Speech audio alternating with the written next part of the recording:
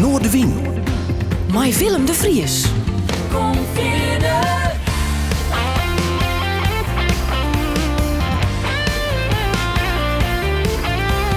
Alles wat er speelt. Omroep Friesland. Last dance here at the end of the empire makes me cry.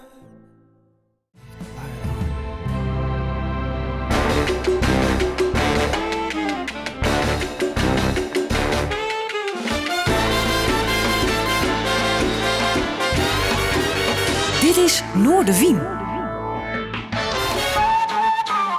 Goeie en welkom bij Noorderwien. Mij Joert werd in je gast hier onder de tafel vanuit het Omroep Friesland Café. Hij schreeuwt boeken, maakt documentaires, verdiept hem in Freuskip, wie een hele goede maat van Peter R. de Vries en is onderwijs in Friesland, maar straks ik de boeten bij zijn karavaan van de Freuskip. En hij is intussen een echte hazer worden. Ik had toen Simon Fuik, Joert, de gast in deze 1 op 1. Simon, welkom, leuk dat je er bent. Mooi, dankjewel Willem. Mooi.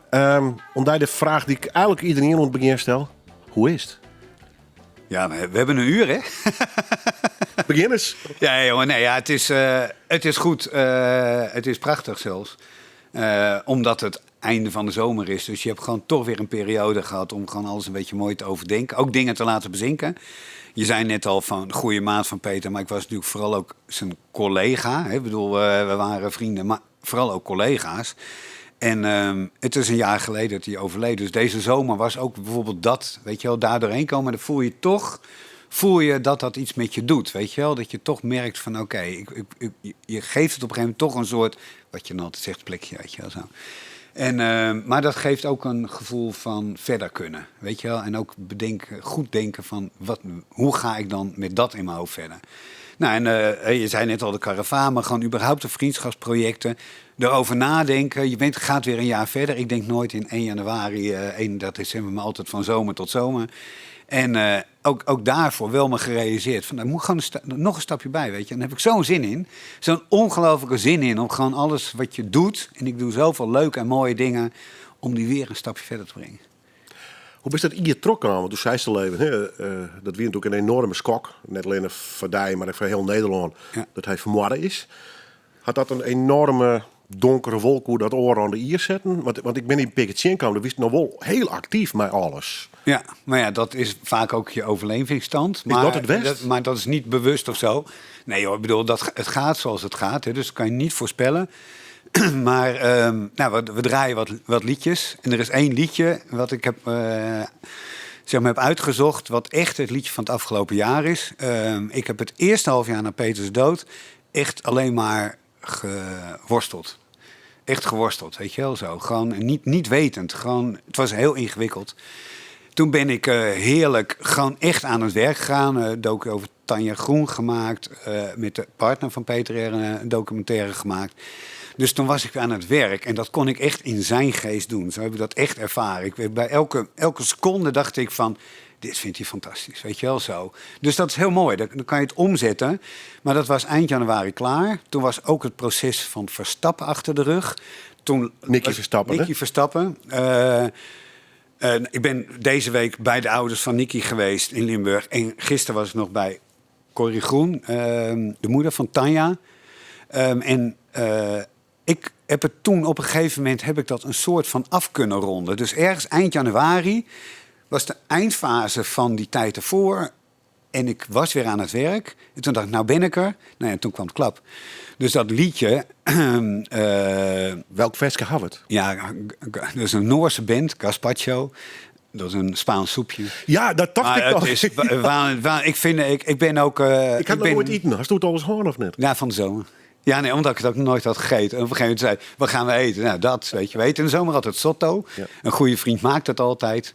bijzonder soepje. Ik zei wel gazpacho. Maar dat liedje is echt... dat heb je soms bij muziek. In die omslag... in volkomen onverwachts ineens een enorme klap. Echt, ik heb 2 hele duistere maanden gehad.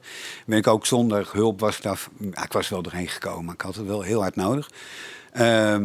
En toen kwam weer een soort terugkeer, maar ook wel weer in het werk, weet je wel. Dus toen kon ik mooie documentaires maken, kon eindelijk de serie over herstelrecht maken.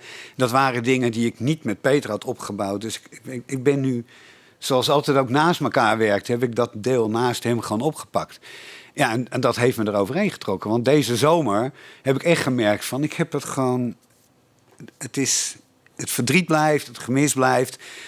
Je wordt er enorm naar teruggetrokken. Zoals bijvoorbeeld dinsdag bij de familie Verstappen. Ja, dat is gewoon... Dan deel je zo gigantisch dat verdriet. Dat komt natuurlijk enorm terug. Maar ik heb het wel een plek kunnen geven. En het geeft mij weer een verdere drive... om datgene wat ik nu nog kan, wat ik kan doen. Ik bedoel, ik hoop nog tientallen jaren door te kunnen. Ik ga ook nooit stoppen met werk, echt niet. Dat is geen gebbetje, dat is gewoon echt zo. Ik ga door tot het afgelopen is. Nog zoveel te doen. En dan denk ik, ja, dat is gewoon mijn plek op deze wereld, weet je wel. Gewoon, dat is een heel, heel mooi gevoel. Dat heeft echt nog extra verdieping, maar ook wel...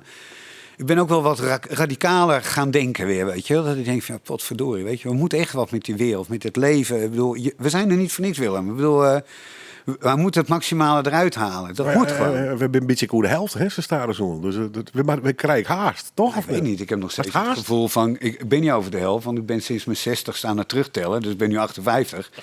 Dus dan, ja, ik weet niet wat dan de helft is. Ik heb geen idee. Ik tel met die mij. Dat vind ik een goed motto. Mooi.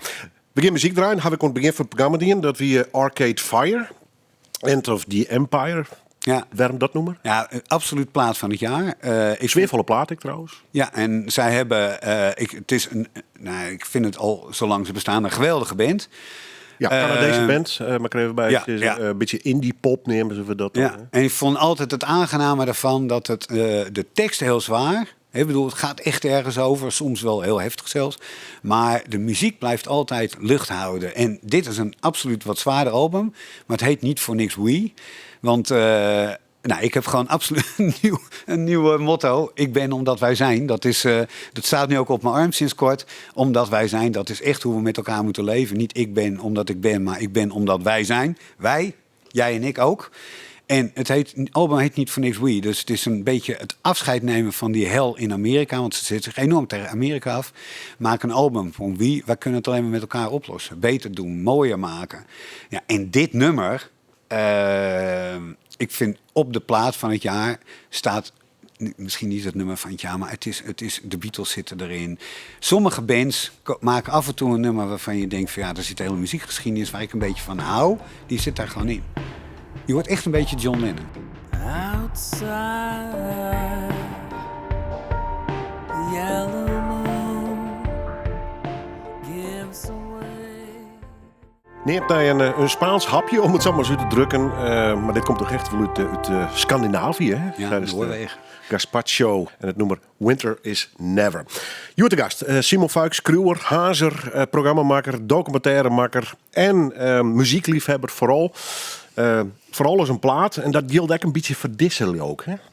Ja, dit is echt eigenlijk wel de plaat van de afgelopen winter. Dus Peter overlijdt. Je worstelt je verder in het leven. Op een gegeven moment hoor je een plaat in de winter, dit nummer. Ik had nog nooit van de band gehoord. Nog nooit, helemaal niks. Het pakte me gelijk bij de strot. En toen kwam ik in een periode dat ik het echt heel zwaar heb gehad. Niet alleen met het overlijden van Peter, maar wel met alles wat dat teweegbracht. Gewoon alles. Ook voor andere mensen, weet je. Je neemt ook veel verdriet van andere mensen met je mee. Zeker als je het op een gegeven moment een soort van hebt afgerond. Ja, dat was een hele duistere tijd. En dit liedje bleef maar aan mij kleven. Dus in de auto, thuis, koptelefoon, hardlopen. Op de gekste momenten. Ik wilde het ook, weet je. Was mijn houvast in de duisternis. En toen in april en mei kwam ik er echt weer mooi bovenop. En nu luister ik er heel veel naar. Omdat ik dan altijd denk, ja, maar ik heb het wel weer gefixt. Weet je, ik ben eruit. Ik bedoel, het is mooi. Maar het is zo mooi. Ik vind die stem waanzinnig. Het is echt wel ook mijn muziek, weet je. Het bouwt op naar een vrij groot bombastisch eind. Er is een heel mooi refreintje in, kippenvel. En in april kwamen ze naar Nederland, Gazpacho. in Hedon in Zwolle. En ik dacht echt, nou, daar moet ik heen. Dat was een paar dagen voor mijn verjaardag. Dat is mijn eigen verjaardagscadeautje voor mezelf. Ja. Ik kon ook niemand meenemen, omdat het zo'n intiem band voor mij is geworden.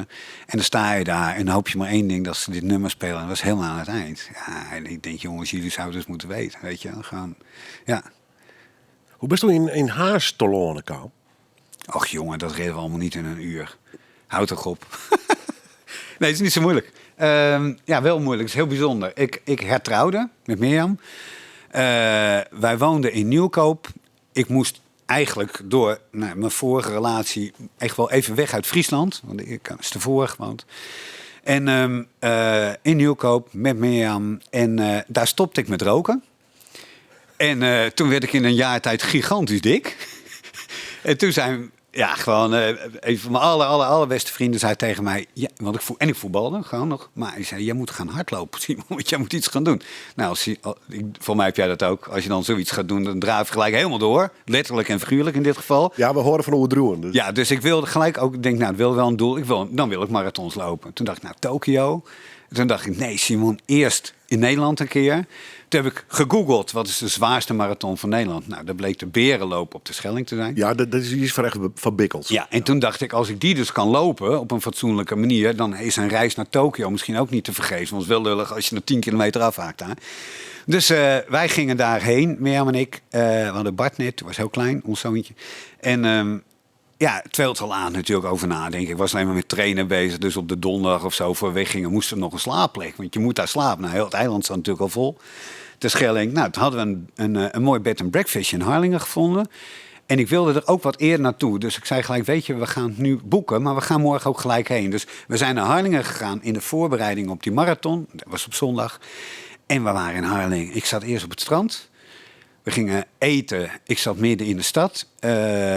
Ik hoorde niemand Fries praten. Dus we raakten gewoon al met al heel snel in de band van dat stadje. En Mirjam had gezegd, ik wil nooit naar Friesland. Dat is een belangrijk gegeven, sorry. Die had gezegd, ik ga nooit, echt naar Amsterdamse, ik ga nooit naar Friesland. En toen zei iemand tegen ons van, we noemen het wel Klein Amsterdam. En toen dacht ik, what the fuck, weet je wel, dit is mijn stadje. Friesland... Het mooiste plekje op aarde, vind ik echt. Ook uit mijn verleden. Ik bedoel, ik ben echt wel, ik ben geen Fries. Maar wat voor voordeel hier je ten opzichte van Friesland dan? Een beetje het clichébeeld van... Mirjam? Ja, boeren, Fries praten. Nee, joh. Maar toen ik 3 was, woonde ik al in Dokkum. Dus ik heb hier op de basisschool gezeten. Mijn ouders hebben gesneek. Ik ben toen ik hier niet woonde veel in Friesland geweest. En ik heb eens daarvoor gewoond. Ik bedoel... In Friesland ligt in mijn hart. En dat is heeft geen oordeel-voordeel. Bij Mirjam wel. Gewoon platteland, weet je, überhaupt. Gewoon zo. It's the end of the world. Ja, maar Harlingen, en daarom zeg ik ook... op het mooiste plekje op aarde, Friesland... daar ligt het mooiste stadje van Nederland. Vind ik echt. Ik bedoel, en ik heb bij de gekste mensen... Ik maakte met Peter een programma voor John de Mol. En dan zaten we een keer... en dan zat ik weet niet meer waarom... maar dan zat ik gewoon tegenover hem aan te kletsen over dat programma... En toen zei hij op een gegeven moment, waar woon je eigenlijk? Volgens mij had hij ook mijn onkostendeclaratie gezien. Van al die kilometers elke dag. Hilversum, Harlingen. Maar hij maakte een opmerking erover. Toen zei ik Harlingen. Hij zei, Harlingen, waarom dat? Ik zei, nou John, dat is vrij simpel. Dat is by far de mooiste stad van Nederland. Stad van Nederland. Nou, hoezo dan? Ik zei, het heeft echt alles. Het ligt aan zee, we wonen aan de Waddenzee. Ik heb de dijk om te rennen, we hebben een strand. Je gaat de stad in, je voelt je gelijk stads. De mentaliteit is... ook echt door de zee.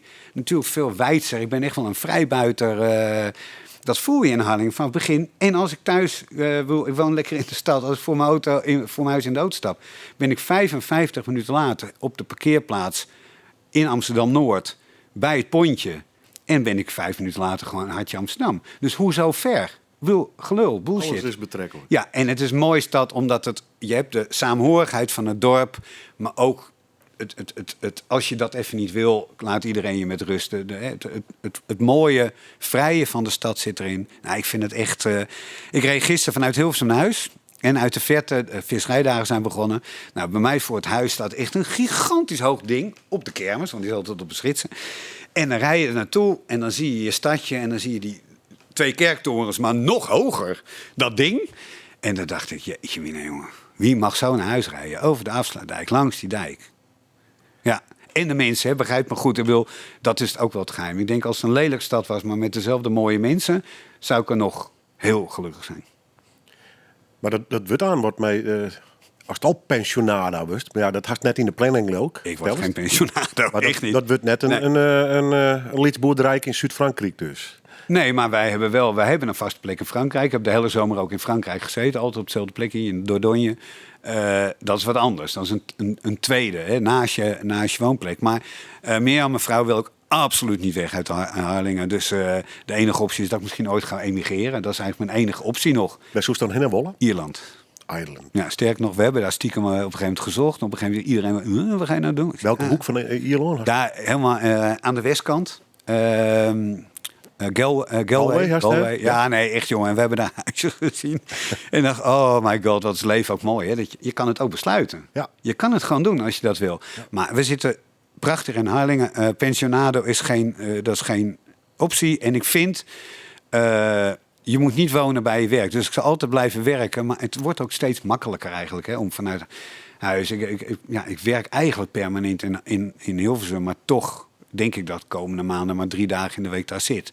De rest van de tijd zit je heerlijk in Friesland. De geneugten van de digitale wereld, toch? Ook. Nee, ook. En de afstanden, weet je wel. Ik bedoel, als ik in Amsterdam een afspraak heb, ja, vanuit Hilversum is het 40 minuten en vanuit Harlingen is het 55. Dus ja, waarom zou je dan niet in Harlingen slapen? Wij kennen muziek. Modi, A Sense of Grey. Ja, Moet ik daar nu al wat over vertellen? dat mij. Nou, ik bedoel dat... Willem... Moddy... Op sommige mensen kun je verliefd worden. Dat is gewoon zo. Ik ben gewoon verliefd op Moddy. Dat is gewoon absoluut waar. Ik hoorde het liedje wat ik heb uitgekozen, A Sense of Grey, is een heel diep... Het is het meest serieuze nummer eigenlijk wel wat ik heb uitgezocht. Het is een heel treurig lied eigenlijk.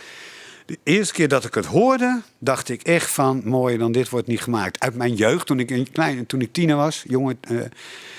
leerde ik Nick Drake al kennen. Dat is echt wel voor... dat is veel mensen kennen hem niet, maar... Nou, het redelijk zwierig hoorn. Hè? Heel zwaar. Heel goed mijn oren. Nee, in 1969 plaat gemaakt, Ja. 5 Leaves Left. Nou, toen was ik 9, maar 5 Leaves Left. En toen ik 14 was, in 1974, heeft hij ook daadwerkelijk einde aan zijn leven gemaakt. We hadden de puber Simon Fuik toen om. Wie dat nog in Dokkum of niet? Nou ja, ik woon nu in mijn 29ste huis. Dus ik heb hem leren kennen toen hij overleed. Dus in 1974 hoorde ik over Nick Drake. Nou, 14 jaar, hè. En dan is het toch wel heftige muziek. Ja. En toen woonde ik in Middelburg. In Groningen. Ik ben van... ik ben op een gegeven moment van De Lier... Meest aannemen nu te lezen. We hier door Modi. Een bijzonder nummer dus dit. Willem, het is een nummer. Als je het voor het eerst hoort en gelijk ervan houdt... dan had ik maar één ding. Wie is die man? Waar komt hij vandaan? En hoe kan ik hem ontmoeten? Nou, Moddy, hij is super lief. Hij woont helemaal in het noorden van Noorwegen... op een of ander beetje trollenachtig eilandje. Ik dacht gelijk, oké, dat is niet dicht bij huis. En hij kwam op een gegeven moment naar Nederland. De eerste keer dat hij in Nederland kwam... dat ik hem ontmoette, was in Paradiso. Kaartje weer alleen voor mezelf gekocht. Bovenzaal van Paradiso. Ik dacht, ga eerder heen, want ik moest hem zien, ik moest hem spreken, weet ik wat allemaal. Ik kwam dat zaaltje binnen, Willem, vanaf de zijkant. En dan heb je rechts het podium. En links om het hoekje zit altijd een klein merchandise tafeltje. Heel klein, want het zijn niet de grotere bands die daar spelen.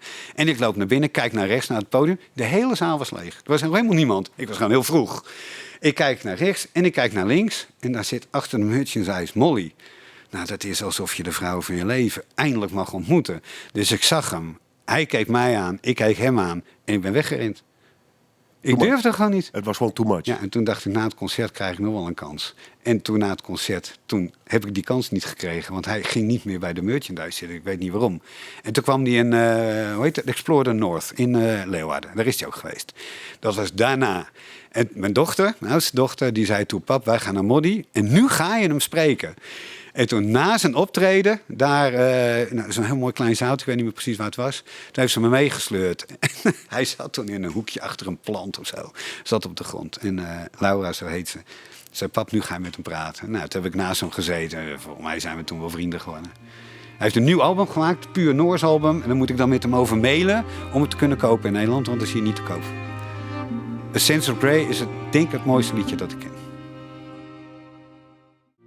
A Sense of Grey, Muddy, uit het heuge noorden van Noorwegen. Dat is een heel eigen rieten. joh. Bist er wel eens west trouwens? Nee, maar ik ben echt Gazpacho is Noorwegen. Ik ben ook helemaal gek van Madrugada. En er zijn nog een aantal andere bands hoor. Ik bedoel, is wel een beetje de top 3. Helemaal gek op Noorwegen. Je kan nu vanuit Eemshaven met de auto. En dat heeft het ineens mogelijk gemaakt. Dat ik dacht van, nou, ik ga gewoon een keer een trip. Dat ga ik ook redelijk korte termijn doen hoor. Ik wil ook echt naar Noorwegen, naar het noorden, naar Modi. Ja. De familie Fuik, hij de mem. Voor het jongen. Ja, had hij die bord op sleeptouw nam? Want toen zei ze, ik heb een heel soort verschillende plakken wennen. Kwam dat door die ouders of bist u zelf zo'n zwerver?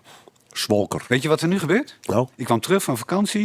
Ik zette de televisie aan, was het journaal. En toen ging het ineens over Peter. Toen kwam ineens Peter, zijn foto naar voren. En het schrok me helemaal de pleuris van.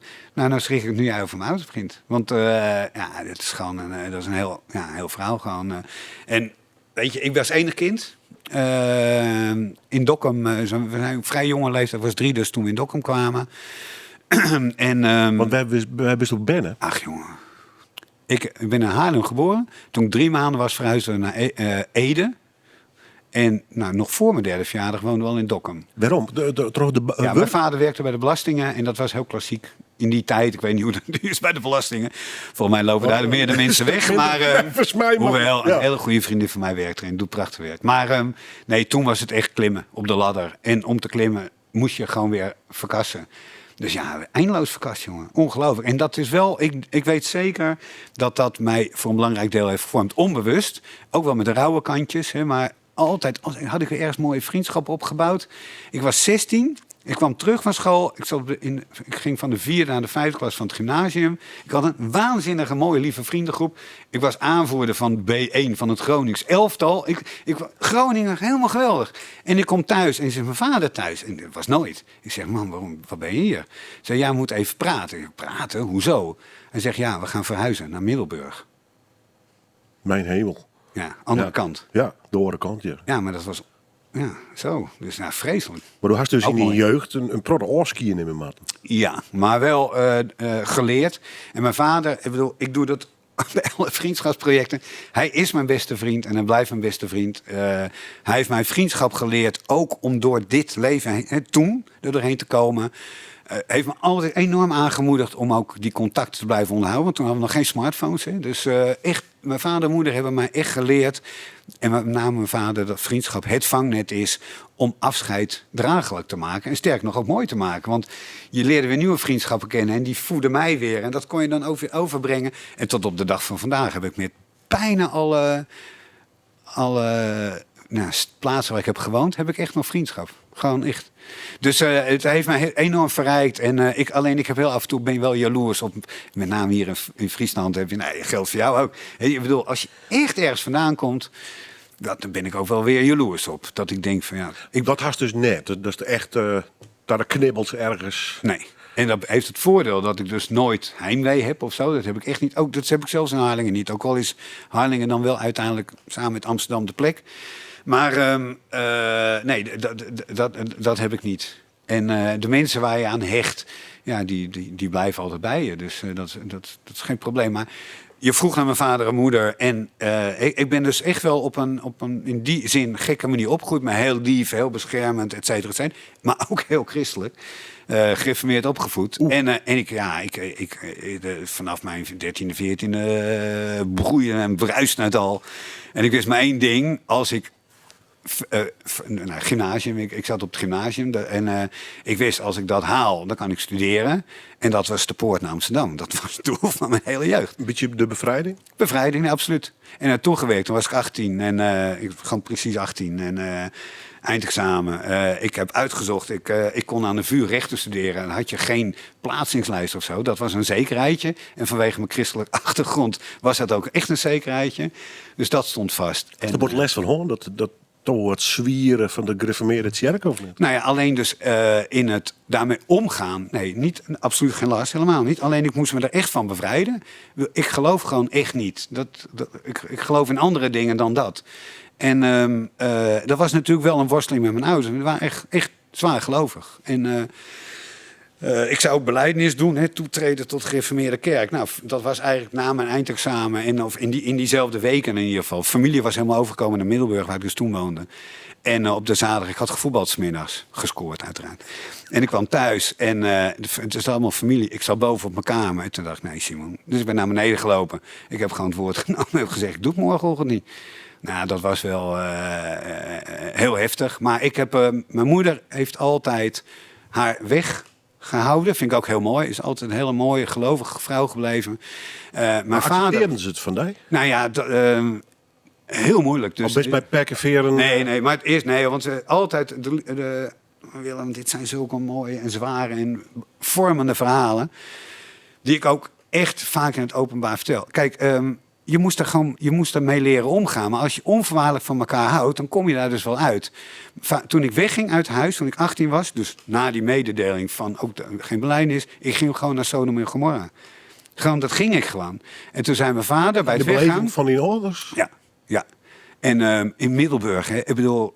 Of all places. Ja, echt. Ja, mooie stad overigens. Maar... Prachtige stad, maar echt een deken van dat protestantse leven. Nog steeds, vind ik hoor, als ik daar ben. Nou ja, en dan de zwieren kant wat. Hè? De Nederlands hervormde Ja, en kerk. dat Die is wat lichter van toon, om het zo maar zo te drukken. Ja, maar Willem, ik bedoel, dat zijn van die dingen. Daar voel ik dus helemaal niets negatiefs bij. Want voor die mensen is het prachtig. Ik bedoel, prachtig. Ook dat is een soort roots. Wat mooi van is, als je dat in je leven meedraagt. Het is allemaal prima, maar ik ben niet zo.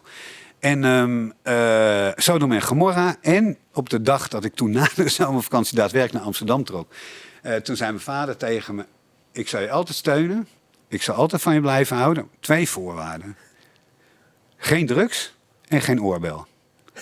Echt. Ja. Ja, en toen was ik 21. En toen was ik kraker en punker. Goud, zilver, was die niet neerhaast nou? Of Ja, niet? ja, maar gewoon Hoe lang zit hij mijn er al? leven. Hè. Dus Ja. nee, ik was na 2-3 jaar, geloof in 1981 toen ik 21 was. Maar ik was inmiddels kraker. Voor mijn vader helemaal niks. Huur. Nee, ik wil gewoon in de stad wonen en dat kan daar. En dan was ik op steenworp van Paradiso. En kraak vond ik geweldig. Kraken uit principe of kraken uit praktische overweging? Nou, ik heb van de week geweldig iets gehoord. Ik heb altijd heel eerlijk gezegd, we predikten het principe. Dus heel erg, maar ik was ook onderdeel van die Kroningsrellen, maar niet als vechter. Helemaal niet. Daar staat Maar ik was er wel mij bij. steen gegooid Nee, maar en, ik was erbij. ja. En het was gewoon, de mensen die dat niet toegeven, die draaien de waarheid. Het was gewoon voor de lol. Het was gewoon een way of life. Het was vrij zijn. Het was opstaan tegen de autoriteit. Prima. Generatieconflict, toch? En ook, ja, maar ook niet geweld, weet je. Daar ben ik absoluut niet van. Maar gewoon dat vrije leven en dat ook wel de maatschappij een beetje opschudden. Want daar zat ook een goed punt achter, tot op de dag van vandaag. Woningnood is nu misschien nog vele malen erger dan toen. Maar ik ging kraken, ik was een punker, ik had paars haren, weet ik vertelde maar. Oorbel in. Iedereen had een oorbel. En ik dacht, ja, alleen maar omdat mijn vader het... Ik dacht, nee, nou, gelul. Nee. Dus ik een oorbel in. En stikkie roken misschien? Oh ja, nee. Ja, dus daar wint ze al. Maar, Daar wint je wel aan de- maar het gaat om de oorbel. Want over drugs, zeg ik altijd, hebben we nooit gesproken. Oorbel... Oh, net. Nee, maar oorbel had ik. Dat was zichtbaar. En ik ging ook in de zoveel tijd naar mijn vader en moeder. Oorbel, ik dacht, nou, dat moeten ze gewoon accepteren. Klaar. Ik bedoel, we zijn een paar jaar verder. Het was ook een ringetje met een kruisje. Hè, zo. En in die tijd had je nog geen mobiele telefoon. Dus ik ging naar een telefooncel. Ik had wat guldens mee, want ik dacht, kan al een gesprek worden. Nou, werd het niet. En me opgebeld. Mijn vader nam om. Ik zei, Heid, want ik noem me Heid. Moet je wat vertellen? Oh, wat is er, jongen? Ik zeg, ik heb een oorbel. Nee, zei hij. Ik zei, ja, dan hoef je niet meer te komen. Zo. Ja, op afstand. Hè? Dus niet s'avonds appen of nog even bellen of wat dan ook. En ik was, zoals dat vertel ik al, ik was des duivels. Hij zou onvoorwaardelijk van me houden. Je kan ook vragen waarom, of wat dan ook. Nou, en dan, dit is een van de mooiste verhalen uit mijn leven, hoor, Willem. We hebben heel lang niet contact gehad. Heel lang, in ieder geval maanden. Vanaf dat moment. Vanaf dat moment. En maar ik, gewoon geen contact. Hè? Gewoon, en mijn moeder, dat wist ik. Als mijn vader dit zegt tegen haar, dan die was echt onbuigzaam in dat soort opzichten wel. En eigenlijk worstelend met wel dat probleem. Maar ik stond helemaal achter mijn keuze. Hè? Die oorbel ging niet uit. Echt no way. En dan desnoods maar niet, weet je wel. Gewoon, dat had ik echt. Maar kraakpand, op één hoog. Beneden was helemaal gebarricadeerd. Op één hoog leefden we. En we zaten s'avonds uiteraard met muziek en weet ik het allemaal. En kwam er een jongen en hoorde boem boem. Ging een van mijn krakersvrienden ging naar beneden en die kwam naar boven. En die zegt, liep naar mij toe en die zei, er staat buiten een man met een aktentas en die zegt dat hij je vader is. Ik dacht, godsamme, weet je. Nee, ik naar beneden, nou, stond hij. Mijn vader is heel netjes, we zeiden altijd, ik ga nu met een stropdas in bad. Heel netjes in zijn pak, met zijn aktentasje onder zijn hand. En toen zei hij, mag ik even binnenkomen? Naar boven. Ik weet niet, je ziet het, dat heb ik altijd al Willem, echt altijd. Dit emotioneert me echt altijd. En hij naar boven, ging zitten met dat mooie pak. Het eten lag op de grond en zo. Het was echt vreselijk vies waar we waren. En hij ging zitten en toen zei hij, nou, hoe is het met jullie? En hoe gaat het hier? En hij zei, ik heb iets meegenomen. Ik weet niet wat jullie drinken, maar hopelijk is je neven goed. Nou, even los van het feit dat we dat dronken. Maar dat kwam dan uit dat aktentasje. En op een gegeven moment keek hij op zo'n horloge. En het gewoon heel mooi gezeten. En zei hij, ik moet weer gaan. Want hij moest van Amsterdam weer terug met de trein. Toen woonde ze in Sneek. En ik liep met hem naar beneden. En toen pakte hij me vast. En toen zei hij van, Simon, ik ben altijd je vader geweest. Je weet dat ik het niet wil, die oorbel. Ik doe dat omdat ik me zorgen over je maak. Maar daar stop ik mee. Ik wil vanaf nu niet alleen je vader, maar ook je vriend zijn. Ja. Ja, en dat is toen sterk geworden. Uiteindelijk bleef hij natuurlijk altijd mijn vader. Altijd, altijd. En toen hij overleed, begroef ik ook mijn vader. Maar hij is echt mijn beste vriend geworden. Hij heeft voor zijn dood een aantal dingen aan mij verteld die niemand anders weet. Gewoon echt vanuit vriendschap. Die zou een vader niet aan zijn zoon vertellen, maar die vertellen beste vrienden wel aan elkaar. Dus dat is heel knap. En dat vind ik zo waanzinnig belangrijk in die omschakeling van dat oude denken van toen, dat kerkelijke denken, dat hij toen die stap heeft gemaakt. Nou, dat is de ultieme manier om een vriendschap aan te gaan. Dus ja.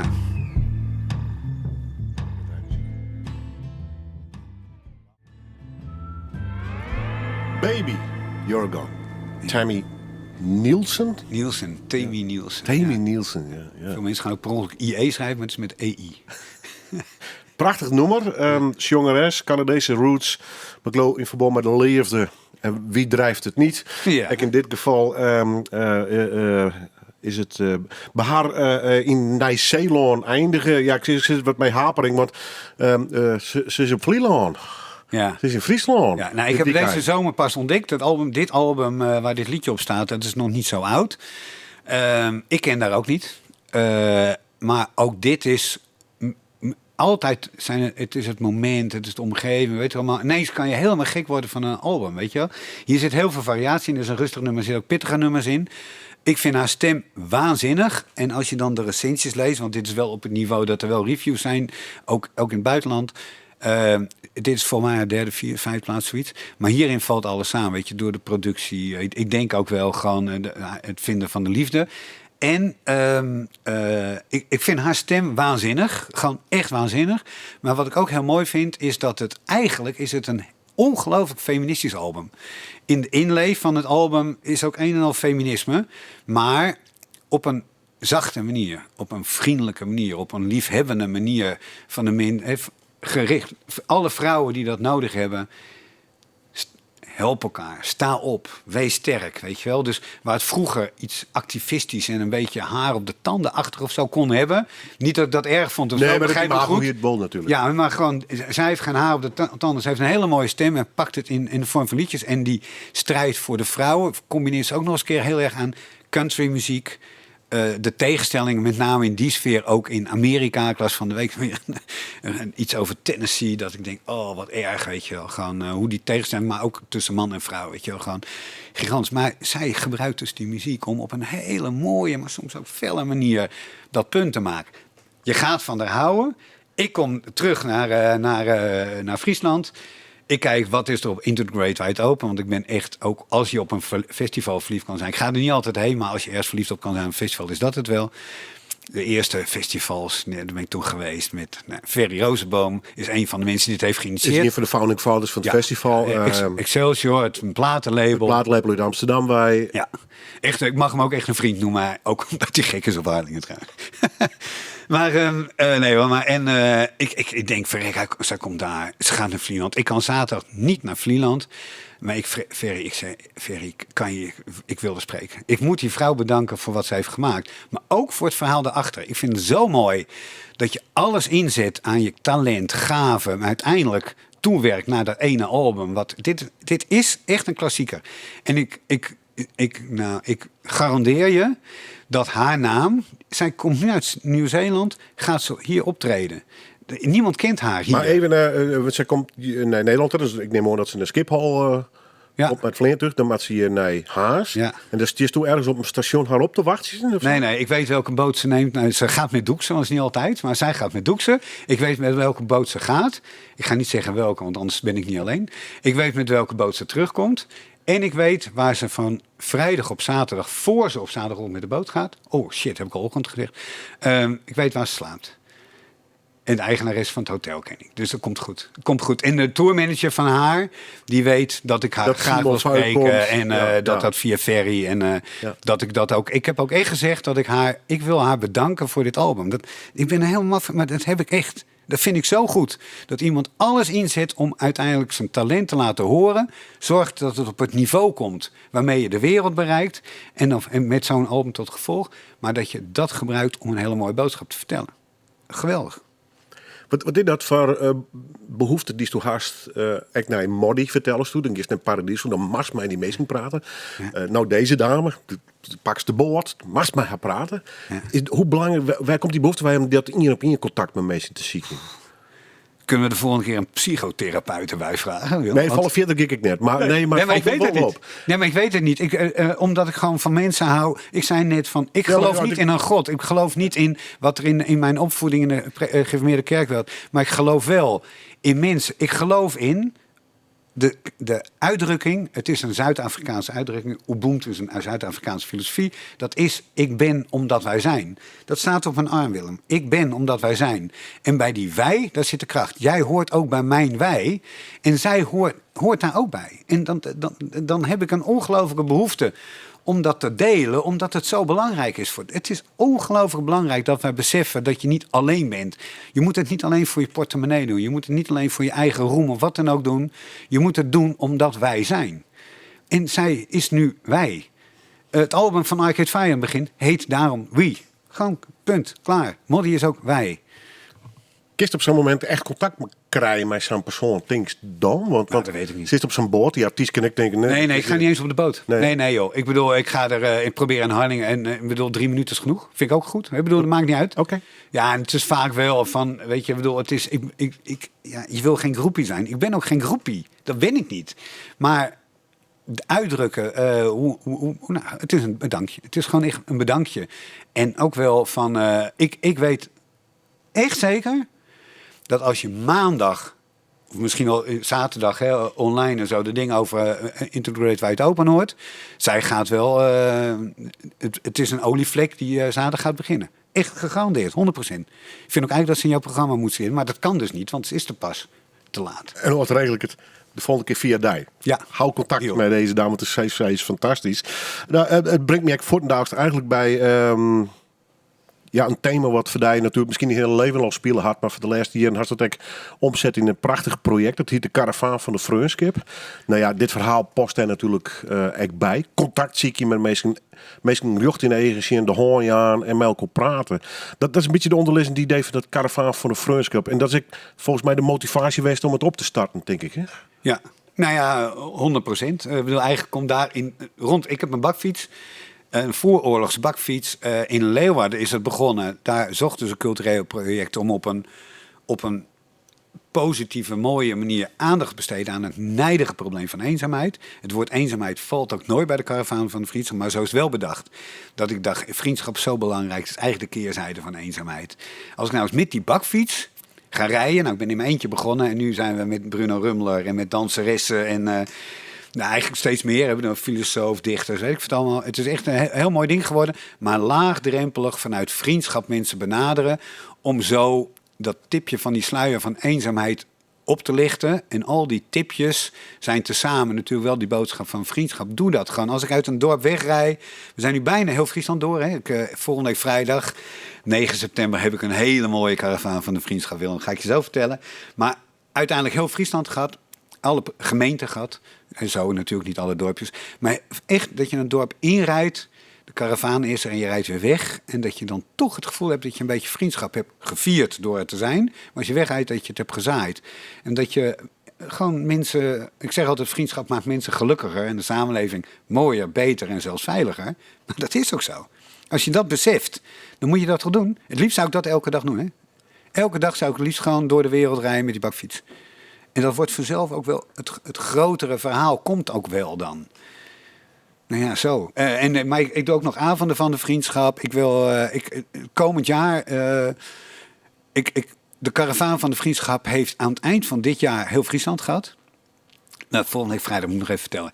Volgende week vrijdag beginnen we met de 2 moeilijkste gemeentes. De eerste van die 2 moeilijke. We moeten namelijk naar Vlieland en Terschelling. En een bakfiets kan niet varen. Nee. Maar ja, ik heb een prachtige vriend in Harlingen. Waar anders? Simon 1, want ik ben Simon 2, want hij woont er al vanaf zijn geboorte. En Simon 1 is garnalenvisser, heeft een kotter. En die heeft gezegd, Simon, als jij naar die eilanden moet, dan hijsen we die bakfiets en al of net? Ja. En dan gaan Bruno en de danseres aan boord, Mirjam aan boord. En dan gaan wij volgende vrijdag naar die 2 eilanden. Ja. Dus aan het eind van het jaar is de karavaan afgelopen. Wil ik uiteraard Nederland in. Maar is ook het moment aangebroken om ook daar weer met nieuwe initiatieven, nieuwe projecten, dat vriendschapverhaal te gaan vertellen. Ja, dat verhaal is dus aardig geland inmiddels, dus, van ik gevoel. Nou ja, het is zoals het... Kijk, het kan altijd meer natuurlijk, veel meer. Ik vind het mooie van vriendschap, ik zie het wel als een geloof. Ik geloof in vriendschap. En wat is dan vriendschap? Dat is dan niet iets, maar dat is de chemie tussen mensen die elkaar... Nou ja, waar je vriendschappelijk gevoelens in ieder geval ook hebt.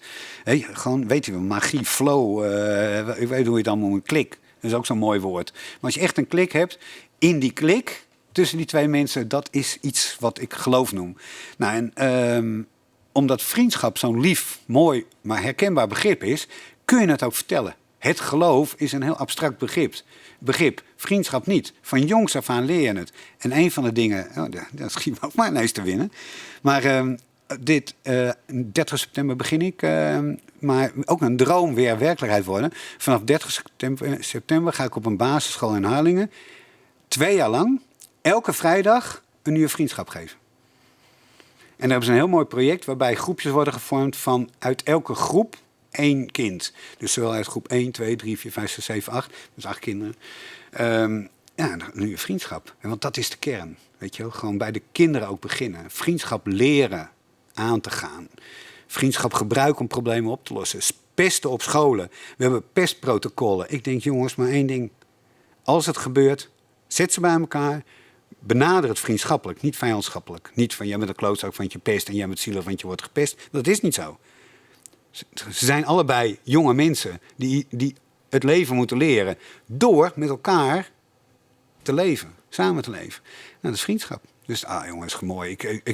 Ik hoop echt dat ik in die 2 jaar iets kan opbouwen, waardoor je het weer op andere basisscholen... Ik bedoel, ik kan niet mijn hele leven op alle basisscholen elke vrijdag rond les gaan geven. Maar die gedachte, dat je die boodschap ook van jongs af aan meekrijgt. En dat kinderen van 4 en 12 samen leren wat vriendschap is. En hoe je dat moet opbouwen en wat je voor mensen kan doen. En ja, wat wil ik nog meer, hè? A man on a mission. Ja, zeker. Ja, zeker. Ja. Met heel veel mogelijkheden, want dat vind ik ook altijd wel. Gewoon heel veel mogelijkheden om het ook vorm te geven. Het blijft ook prachtig dat ik in Hilversum gewoon daar mijn werk heb. En dat televisie, ondanks alles, ook al zal heel veel veranderen.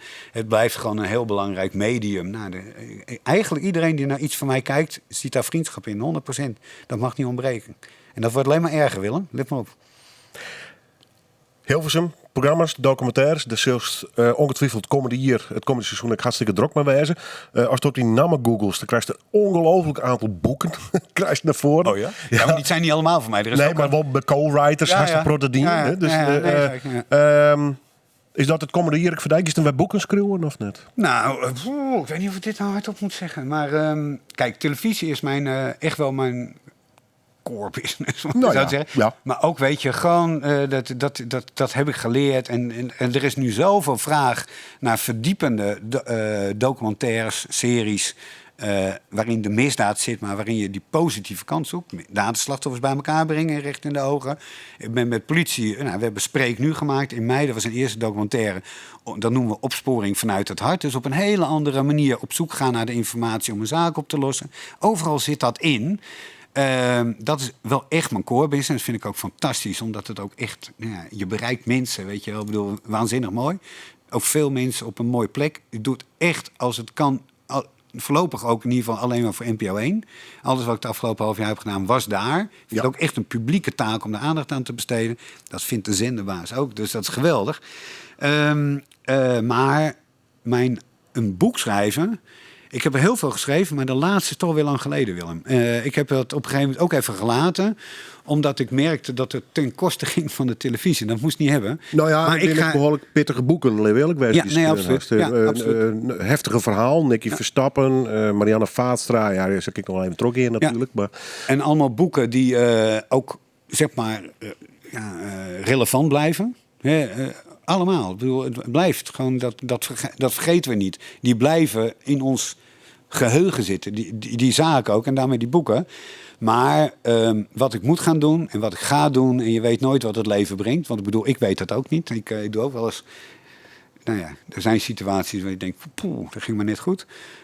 Ik wil het ultieme boek natuurlijk schrijven over vriendschap... waarin ik alles wat ik met vriendschap heb gedaan... ook koppel aan die 30 jaar misdaadjournalistiek. Dus daar zal op een bepaalde manier ook zeker Peter een belangrijke rol in spelen. Maar een beetje eigenlijk een autobiografisch boek over vriendschap. Dat is, en dan zeggen ze, niet in 3 maanden, maar doe maar in 3 jaar. Dat het echt het boek is wat over 50 jaar nog ergens op boekenplanken zou liggen.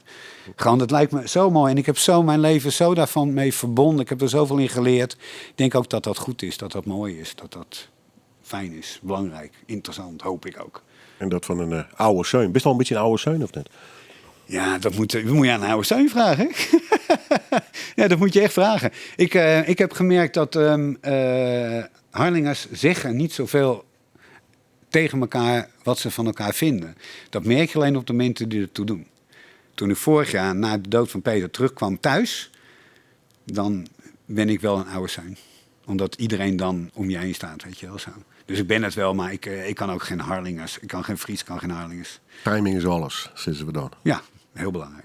Ja. Voordat ik Oscar van je neem, mag toch even uitlezen waarom Alpha viel.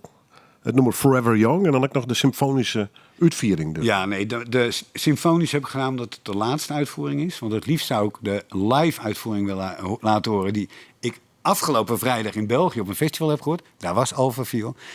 Slotnummer, diep in de nacht om 2:55 s'nachts... met duizenden mensen dit zingen. Alpha viel Forever Young was toen ik jong was... hebben we onmiddellijk omarmd als het liedje. Ik heb op mijn arm staan Forever 24. Nou, dat is Forever Young. Altijd met ons meegereisd. Dat liedje reist altijd met je mee. En dat muziek, dat weet je als geen ander... gaat op een gegeven moment ook voor meer staan. Een heel mooi voorbeeld vind ik. Een hele goede vriendje van de Soest. En die werd 50. En daar waren we op dat feest. En er was een DJ aan het eind. En ik geloof om 3 uur 's nachts zei ze... nou, nu gaan we kappen. Ik ben naar die DJ gegaan. Ik zei, 2:55 wil je dan Forever Young draaien? Want die vriend van mij vindt dat ook fantastisch. En er waren uit die groep van dat feest... waren natuurlijk de diehards... maar waren met 30, 40 man of zo nog over. En vrouwen. Gewoon een heel mooie groep mensen... En om 2:55, nou, dan weet je maar zo, microfoon pakken. Ik zeg, nou, ik mag het laatste nummer aankondigen. Hij heet ook Erik. Ik zei, Erik, is voor jou. Ga daar staan. Wij gaan allemaal om je heen staan. En dan zing je met z'n allen Forever Young. Hij vindt dat een fantastisch nummer. En ik weet het niet, Willem. Dat is gewoon, dat is fantastisch.